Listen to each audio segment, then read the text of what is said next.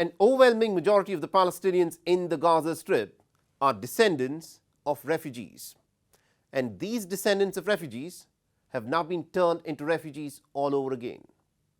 Now, the Israel-Gaza war that has dragged on for more than 113 days now has sparked a humanitarian catastrophe in the Gaza Strip. At this moment, tens of thousands of Palestinians have been killed, and an overwhelming 70% of those are said to be young women and children. But the plight of those who are still caught in this Israeli offensive is beyond what words can describe. In the biting cold of the winter, a huge number of the displaced Palestinians who have now been rendered homeless are living in tents. The humanitarian aid that is being sent into the Gaza Strip has been described as a drop in the ocean, and starvation, chronic hunger and disease has now become the reality of Gaza. Our next poll gets more details.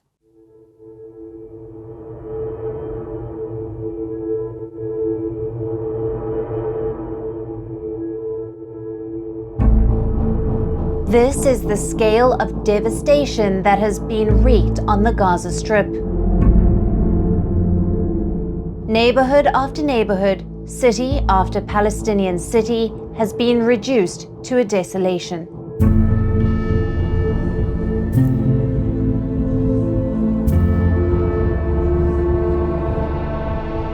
The Palestinians who have been uprooted from their homes say these neighborhoods, not so long ago, were once full of people teeming with life.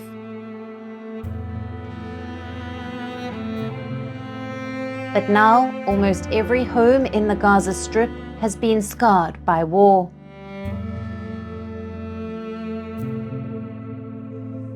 "70% of all Gaza's 439,000 homes have been bombed and destroyed.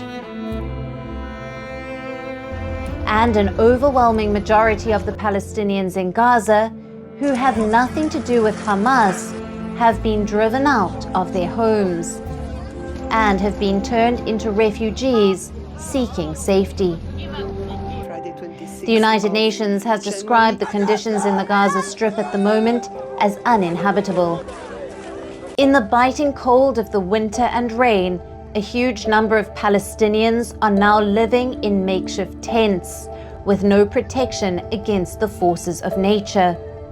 The aid that is trickling into the Gaza Strip has been described as a drop in the ocean. Chronic hunger and starvation is the reality of the new tent habitations in Gaza. At the community kitchens that have been set up, young Palestinian children line up for hours.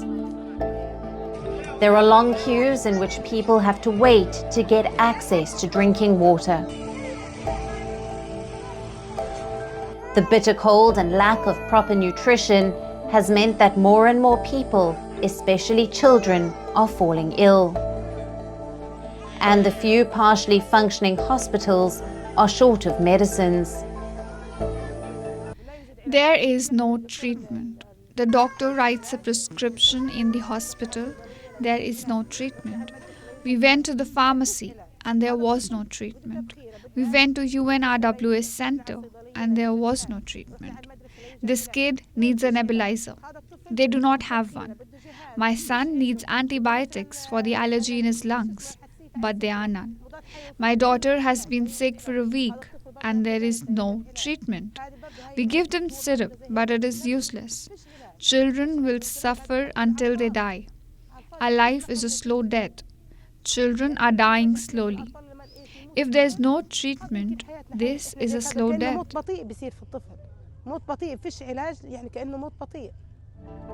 At this moment, there is no safe space in Gaza.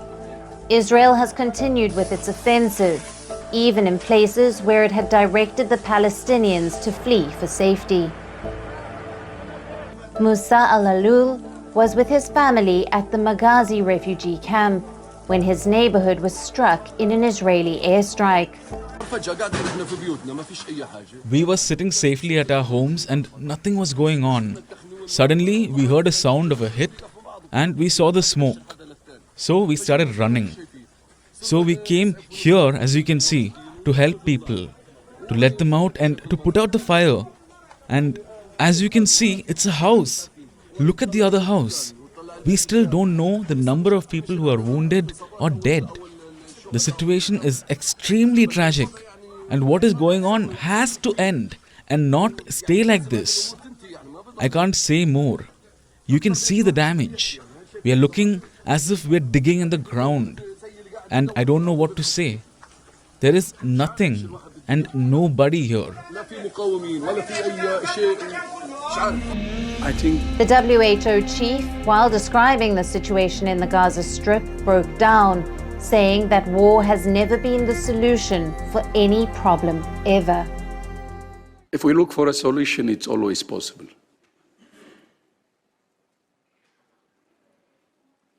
It's only the will that's required. And I'm a true believer, because of my own experience, that war doesn't bring solution except more war, more hatred, more agony, more destruction. So let's choose peace and resolve this issue politically.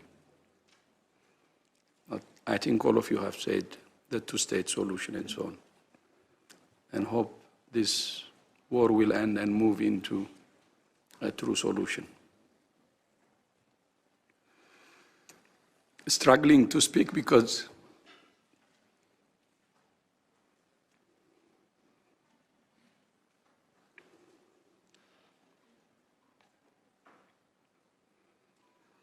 the situation is beyond words.